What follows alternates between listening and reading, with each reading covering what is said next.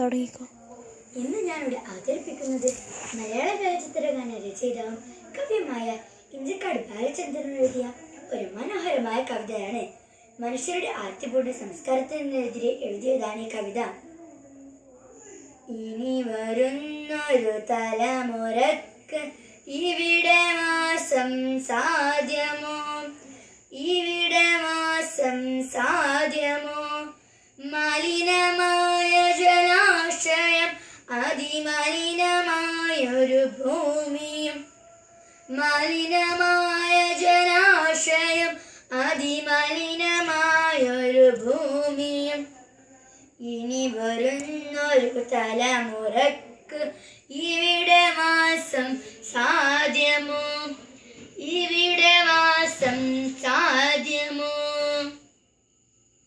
തണലു കിട്ടാൻ തപസ്സിലാണിന്നിവിടെയെല്ലാ മലകളും, ദാഹനീരിനു നാവു നീട്ടി വരണ്ടു പുഴകൾ സർവവും, കാറ്റുപോലും വീർപ്പടക്കി കാത്തു നിൽക്കും നാളുകൾ.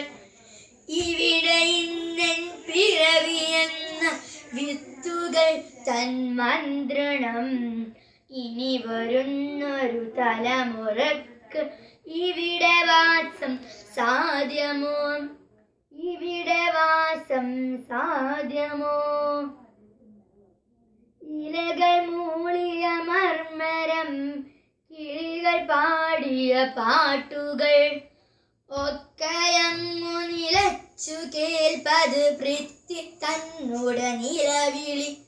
നിറങ്ങൾ മായും ഭൂതലം വസന്തമിങ്ങു വരാത്തിടം, നാളെ നമ്മുടെ ഭൂമിയോ മഞ്ഞു മൂടിയ പാഴ്നിലം.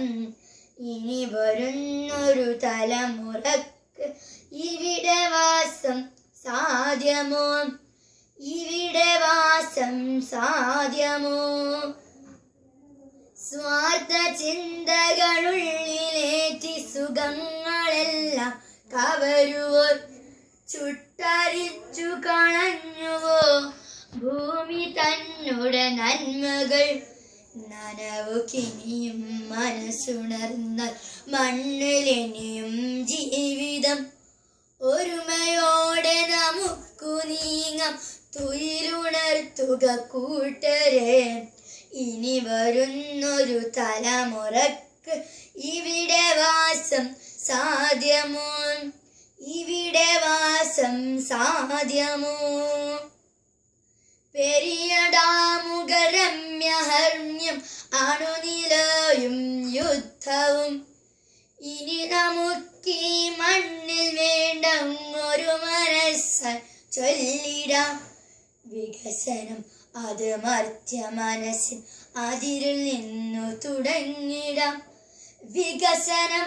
അത് നന്മ പൂക്കും ലോക സൃഷ്ടിക്കായിടാം. ഇനി വരുന്നൊരു തലമുറക്ക് ഇവിടെ വാസം സാധ്യമോ, ഇവിടെ വാസം സാധ്യമോ, മലിനമായ ജലാശയം അതിമലിനമായൊരു ഭൂമിയും, മലിനമായ ജലാശയം അതിമലിനമായൊരു ഭൂമിയും. ഇനി വരുന്നൊരു തലമുറക്ക് ഇവിടെ വാസം സാധ്യമോ, ഇവിടെ വാസം സാധ്യമോ.